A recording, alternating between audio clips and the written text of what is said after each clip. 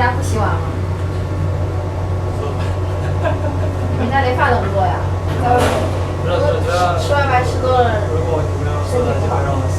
什么？你居然有女朋友？那你宁愿煮饭也不洗碗是吧？我家是我男朋友做饭，我男朋友洗碗。所以我宁愿点吃外卖。吃外卖身体不好。我吃了这么多年了。那个大灯了，大灯卖的好黑啊！现在。阳光下降。这有没有刀啊？你要切什么吗？